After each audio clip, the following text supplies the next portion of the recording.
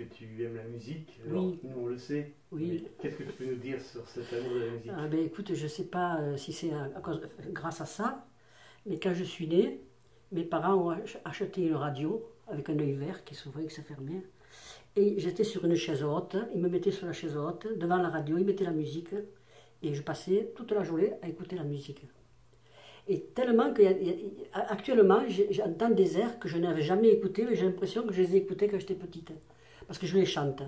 Donc j'ai dû les enregistrer, gamine. Cette radio, l'œil vert, je me rappelle très très bien. Et voilà, bon, et puis la musique, il y a toute une évolution. Hein. Tu peux nous en parler, Je hein? peux en parler. Bon. Quand j'ai réussi le certificat d'études, ma mère m'a dit qu'est-ce que tu veux pour te récompenser, qu'est-ce que tu veux? Tu veux un bracelet, tu veux un collier? Je lui ai dit je veux un harmonica. Alors elle est allée au bureau de tabac du village et elle m'a acheté un bel harmonica en air, bien. Hein. Et j'avais un copain qui m'a expliqué comment on jouait. J'allais sur l'esplanade, on se mettait sur un banc et il m'apprenait. Bon. Après, quand j'ai réussi je gardais les enfants le jeudi, pardon, au patronage, et on avait un petit sous-sous, quoi.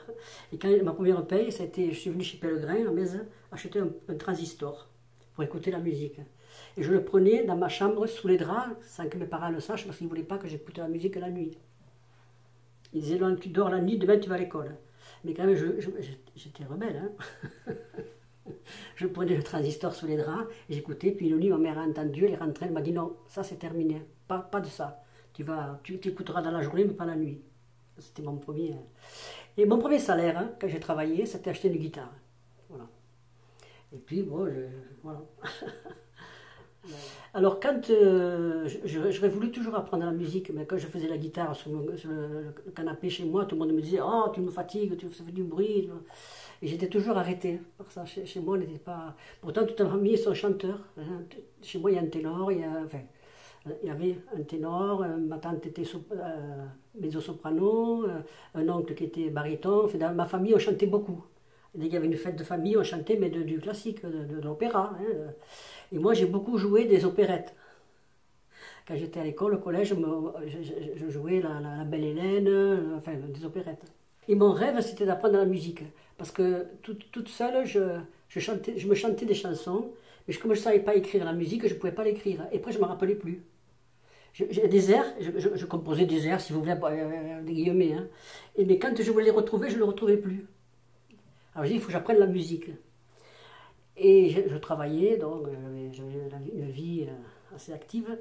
Et avant de prendre la retraite, quand j'ai pris la CPA, cessation progressive d'activité, à 55 ans, je dis je vais m'inscrire à l'école de musique de Metz.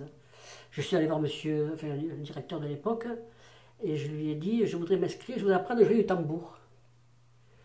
Alors il me dit mais s'il n'y a pas de cours de tambour, il y a des cours de batterie. Je dis bon d'accord, avec ça j'arriverai à quelque chose. Et j'ai commencé donc à 55 ans à apprendre le solfège et la batterie. Je faisais partie de l'harmonie. Bon. Et puis un jour, des amis sont venus me dire tu ne pourrais pas venir faire la caisse claire avec nous dans un groupe, une banda. Je dis bah, jamais fait, mais pourquoi pas. Alors on s'est retrouvés à Saint-Georges-d'Orc dans un groupe et il y avait Didier Arnaud aussi qui venait. Et je me suis souvenu que pour les 50 ans de mariage de ma soeur aînée, elle avait fait une fête chez elle, dans son jardin. Il y avait M. Présasanta, il y avait monsieur le maire. Et Henri Fricot a fait un discours. Et il a parlé du grand-père de mon beau-frère, qui avait été maire de Metz. Et il a dit, à cette époque-là, quand votre grand-père était maire, il y a eu une fanfare à Metz. Et il n'y en a plus depuis. Moi, j'aimerais bien qu'il y ait une fanfare. Et ça c'était resté là-dedans.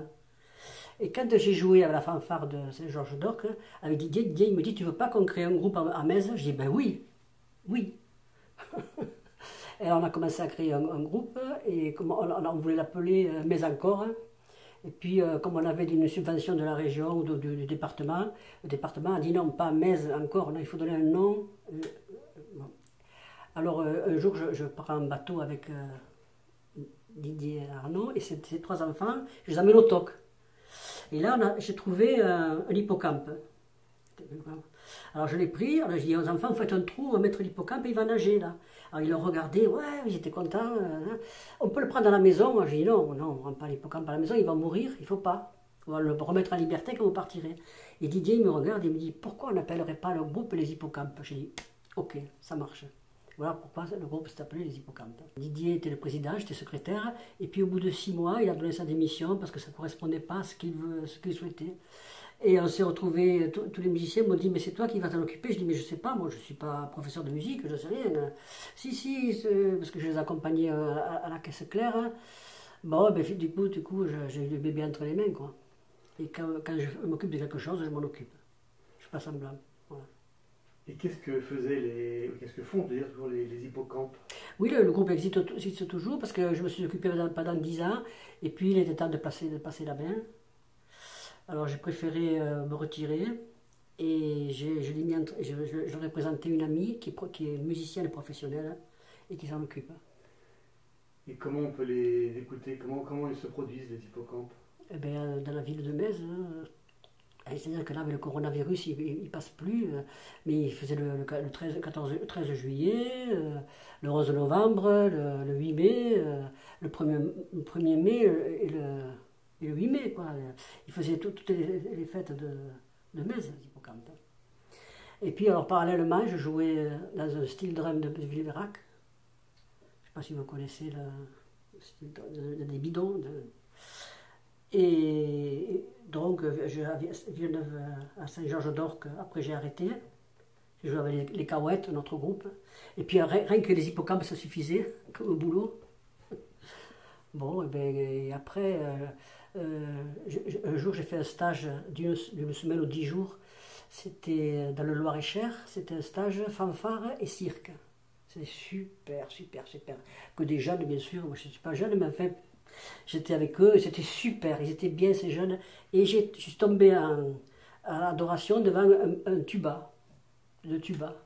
Et j'ai dit, je vais apprendre ça. Alors je suis allée sur Internet, et quand je suis revenue, j'ai acheté un tuba, j'ai acheté une méthode, et je me suis mise au tuba toute seule. Et puis je me suis aperçu que je manquais, il fallait que le professeur m'explique, je manquais pour les lèvres, pour pincer l'embouchure. C'est au niveau de l'embouchure, pas au niveau des doigtés. Bon, un c'est fa, deux c'est fa dièse, bon, c'est pas un problème là. C'était au niveau de l'embouchure. Alors je suis allé au conservatoire, parce que là je prenais des cours de tambour de joute, tambour de languedocien, et j'ai essayé à la secrétariat, j'ai dit, est-ce que le professeur de Fognon voudrait bien me prendre, parce qu'en priorité il prenait les enfants, hein, s'il voulait bien me prendre pour apprendre l'embouchure. Ah mais il n'y a pas. Par contre il y a le trombone. Hein. Alors le prof de trombone a dit ok qu'elle vienne. Il m'a montré un peu, c'est la même embouchure.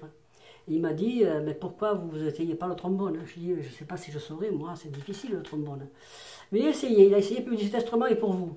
Et voilà, depuis je me suis mis au trombone, ça fait 8 ans que j'y suis. Bon, mais je crois que j'ai fait le tour de la musique là. Tout à fait, oui.